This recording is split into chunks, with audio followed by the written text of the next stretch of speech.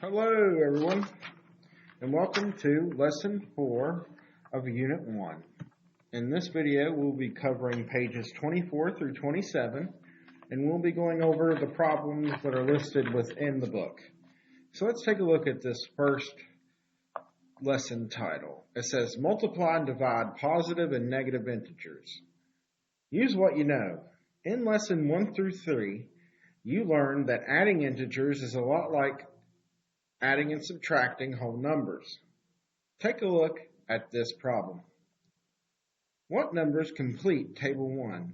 What numbers complete table 2? So we see here that 3 times 3 is 9, 3 times 2 is 6, 3 times 1 is 3, and 3 times 0 is 0.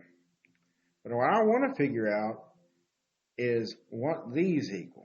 And what if I didn't know anything about multiplication? What if I was just came from planet Mars, and I just knew for some reason what our number system was.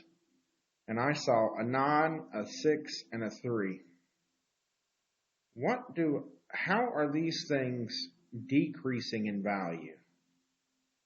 Are they decreasing at the same rate each time? Well, let's take a look. What is 9 minus 6 equal? What equals 3? What does 6 minus 3 equal? Equals 3. What does 3 minus 0 equal? It equals 3. I'm seeing a decrease of 3 in each one of these values. I have 9 and 6. And if I add negative 3, I get 6. If I add negative 3 to 6, I get 3. If I add negative 3 to 3, I get 0. What happens if I subtract 3 from 0? Well, I get negative 3. If I subtract 3 from 3, negative 3, if I subtract negative 3 by negative 3, or I add negative 3, if I add negative 3 to negative 3, I get negative 6. If I add negative 3 to negative 6, I get negative 9. Now let's look at this table. So from the pattern, I now know that 3 times negative 1 is negative 3. I now know that 3 times negative 2 is negative 6. And 3 times negative 3 is negative 9. What is negative 3 times 3? Well, multiplication follows the commutative property just like addition. So negative 3 times 3 is the same as 3 times negative 3. So negative 3 times 3 is negative 9. Now, how are these products here? And product just means multiplication answer. So if you see the word product, the product of 3 and 3 is 9. The product of 3 and 2 is 6. The product of 3 and 1 is 3. In normal people language, the answer to the multiplication problem, 3 times 3 is 9. You know what I'm saying? So there's a proper way to say math, and then there's a way that what you need to know in your brain how to do it. I prefer if you knew the proper way, but just like I say in class, there's always more than one way to skin a catfish. Not everybody's going to learn the same way. Not everybody does. Life's tough. Get over it. Learn how to adapt and grow. That's the most important thing. So what do I add to negative 9 to get to negative 6? Well, negative 9 plus 3 is negative 6. What does negative 6 plus 3 give me? It gives me negative 3. What does negative 3 plus negative 3 give me? Or what does negative 3 plus 3 give me? Well, it gives me 0. If I added 3 to 0, I would get 3. If I added 3 to 6, or if I added 3 to 3, I would get 6. If I added 3 to 6, I would get 9. Now let's look at the data we just gathered.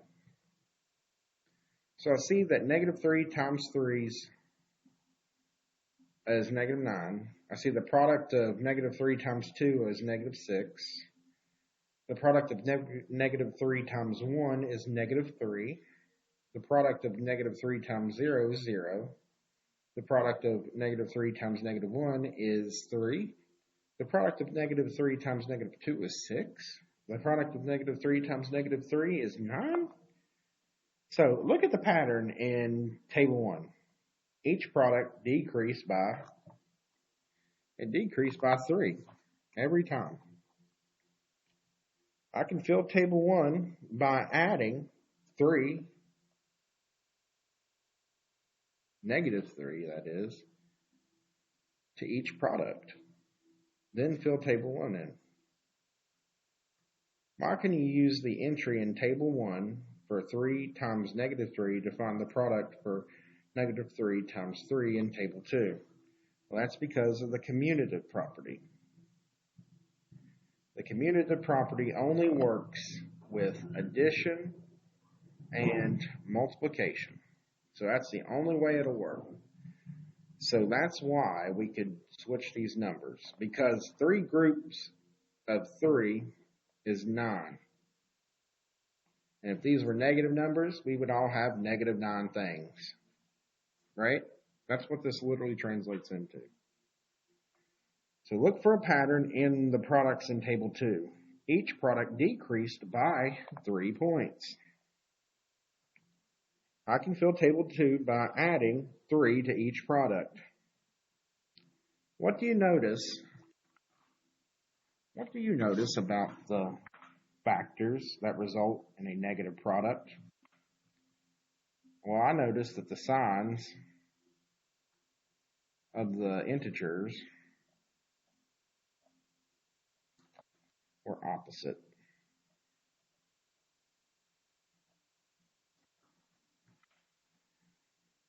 What did I notice about when they were both negative? Well, what's strange is they were both positive. So when you have a negative times a negative, or if the signs are the same, a positive and positive, and negative, your result will always be positive.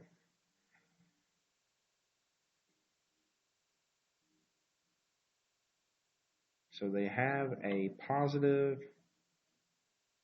product.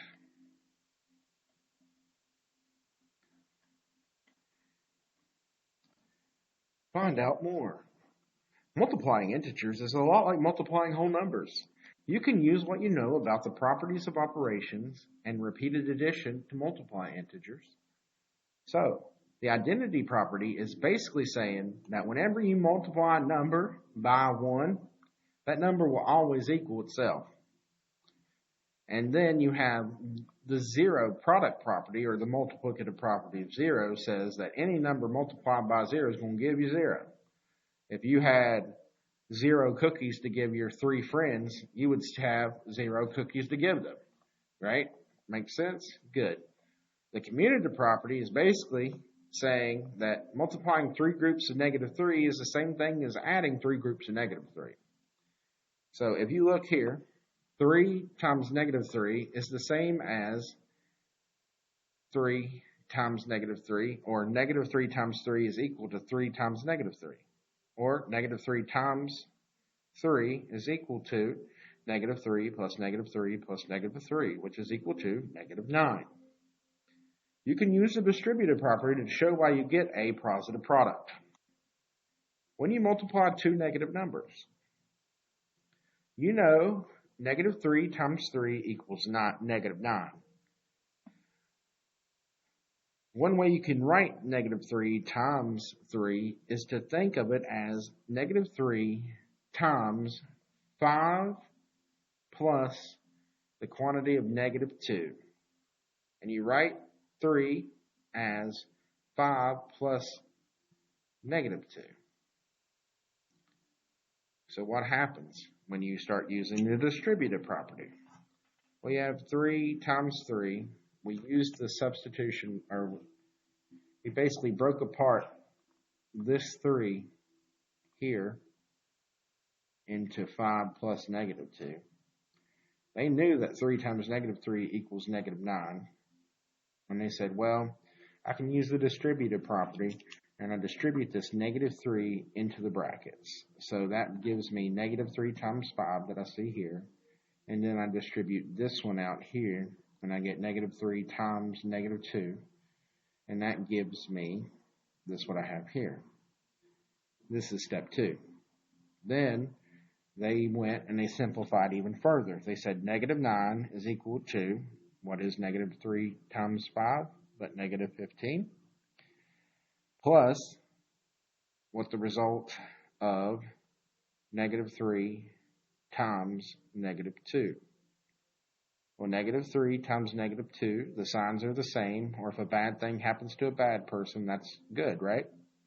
So this reduces down to negative 9 is equal to negative 15 plus 6. Because a negative number times a negative number is a positive number. And does negative 9 equal negative 15 plus 6? Well, I take 5 away from that. I can rewrite this into negative 10 plus negative 5. And then I can rewrite the 6 as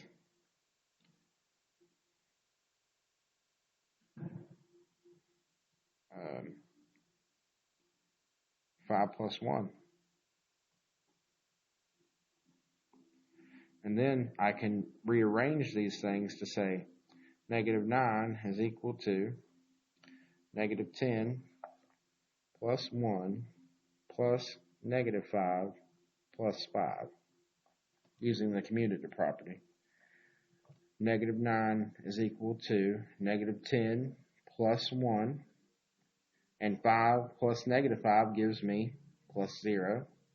So negative 9 would equal negative 9.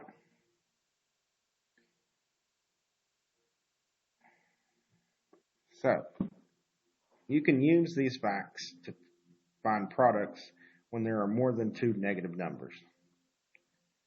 So remember that whenever you have a negative times a negative, it's a positive. Or if a bad thing happens to a bad person, that's good. And if a good thing happens to a bad person, or a positive number multiplied by a negative number, it will give you a negative number. So if a good thing happens to a bad person, that's bad.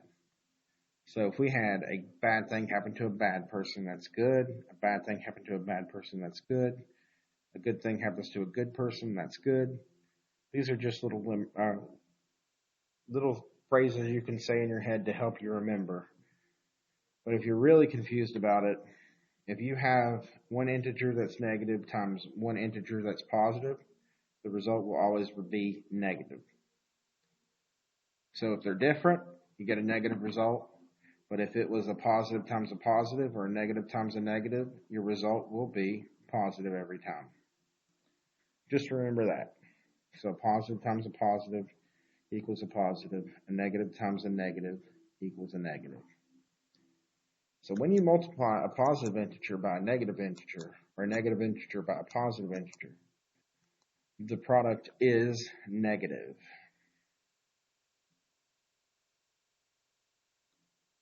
Negative. When you multiply a negative integer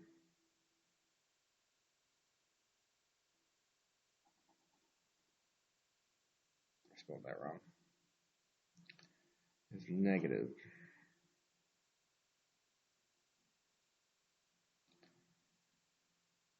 When you multiply a negative integer by a negative integer, the answer is positive.